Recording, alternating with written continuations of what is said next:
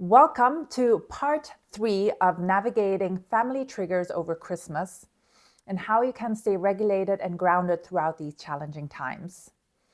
In part 1, I talked about why our nervous system gets activated when we're with family and why we regress to our childhood and old patterns when we are in these family dynamics.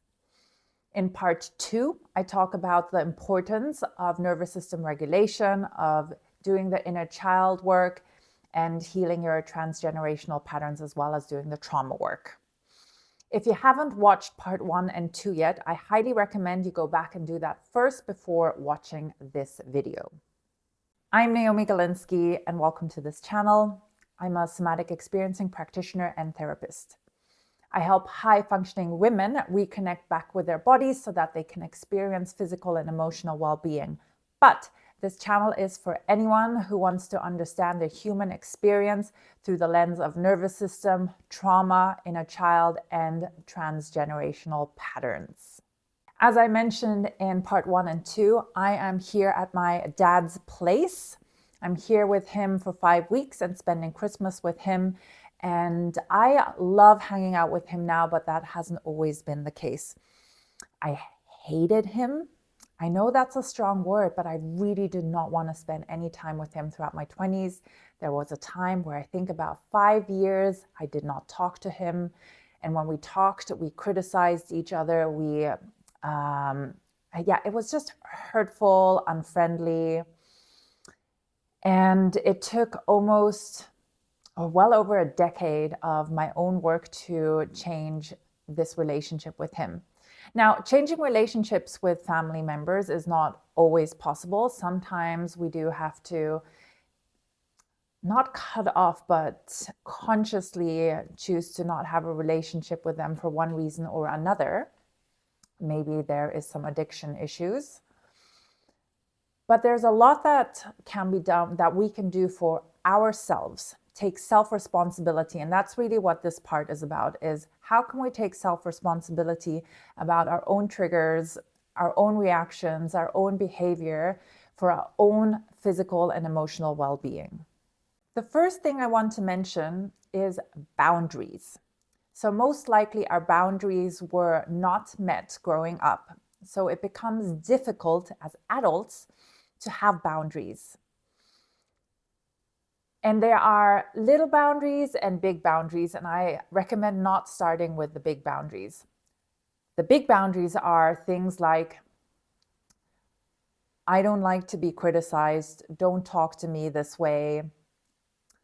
And the littler ones are boundaries really that we meet for ourselves of, I need to take a break and step outside. And those little boundaries you can start practicing now, because the big ones are going to most likely feel very activating and scary to set. So that's why we need to do the nervous system work, the healing trauma, the inner child work first, so that we have capacity to be with these highly activated states. But the little ones where we can just say, I need a fresh air. I need some fresh air. I need to step out. Or I need to take a nap. Even those can feel challenging at the beginning, but practice them. And you can even create a script in your head so that when the time comes that you need a break, that you're able to say it. And another part of why the nervous system regulation work is important to do before we start setting boundaries is because boundaries are also emitted from our nervous system state. So if we're all anxious and triggered or really angry, then the other nervous system, whether it's your sibling, your parent, or another family member, they will not hear our words. They will feel our nervous system state, whether they're aware of it or not. So we want our words, our boundaries to be congruent from like a somatic state. So we want somatic, energetic boundaries in our body to be also there. The next piece is communication. Now, that also ties in with boundaries. You can't always separate these things, but Learning to communicate effectively. That requires us not to justify why we feel the way we feel, why we have the needs that we want, why we have the desires, why we want someone to stop the behavior. Again, practice by creating a script first. If you know that there are situations that keep reoccurring. And learn to communicate in shorter sentences. And communication is a big topic in itself. But there are, again, easier pieces that you can begin with, like stating, I'm feeling a little anxious now, I'm feeling a bit stressed and I need some time out. And even that can be a lot for your family to hear if you've never said that. And then there are those bigger communications where you might want to express more about what you're feeling, what you're going through. But again, capacity and being able to stay in your nervous system while you're doing that is important, because your family might not respond the way you would ideally want them to. So you have to be able to sit with the disappointment without going into reaction. And it's helpful to practice expressing our needs, our desires with people that are less charged, let's say, like your friends or maybe even colleagues at work. And we want to learn to express the needs without expecting the other to change and without the other to understand what you're going through. And this can be hard because we all have this innate desire to be felt, seen, and heard. And part of this healing journey is to learn to be okay with rejection. Maybe not okay, but being able to handle and navigate rejection and not getting what you want. Next, what role do you play in your family system? We all have one.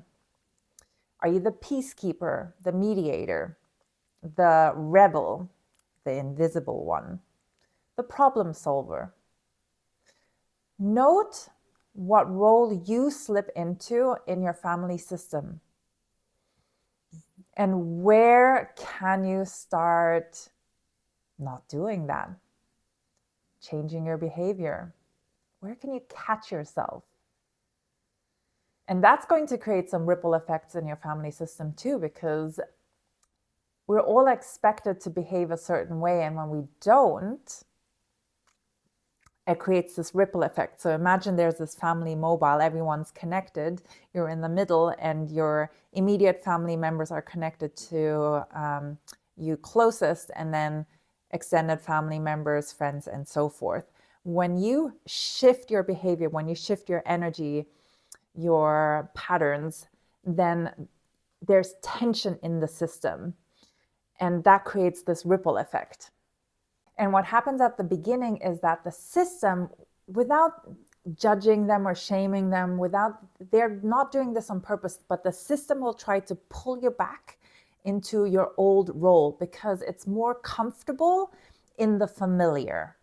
So your job is, when you start changing your role and your behavior, to hold on to yourself and do your best to not slip back to it. And if you do, to come back to your new, more healthier role, your new healthier stance with them. Next, stop triangling with other family members, meaning stop forming alliances and ganging up against other family members. I'll give an example of myself. So for the longest time, I judged my dad. I didn't like him. And everything he did was annoying to me.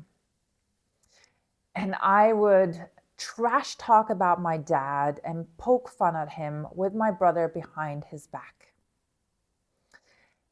And over Christmas dinners, what would happen is my dad would get really frustrated, angry. He first gets quiet, then slams his hand on the table, stands up, and leaves the room. And then there's like this deadly quiet in the room.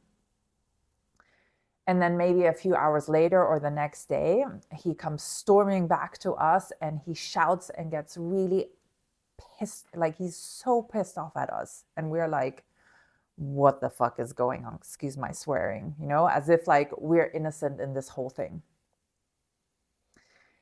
And what I realized, how I was contributing to this dynamic was when I trash talked about my dad behind his back, in my mind, he became the bad one. And I was projecting my stuff onto him without realizing it. So I changed that by doing my own work with my therapist so that I stopped projecting my wounds onto him in our adulthood. And I told my brother that I didn't want to trash talk about my dad or complain about him behind his back.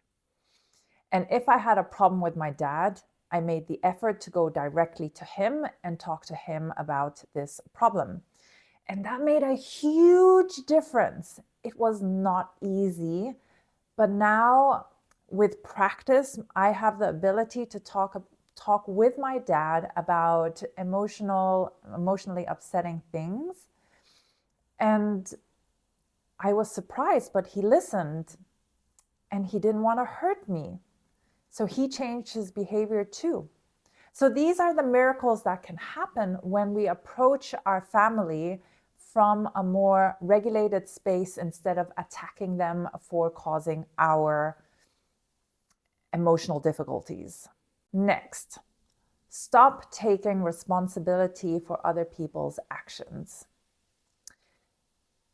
They might not change ever. They might not. And that's not your responsibility. You are only responsible for yourself.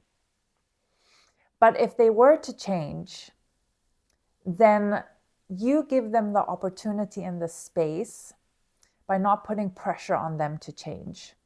You do your job and just give them space and let the dice fall wherever they do.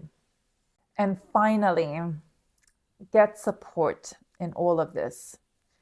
Going to your family and learning how to navigate family triggers right in the middle of it is the most difficult thing that you can do because they are the ones that created these wounds in the first place.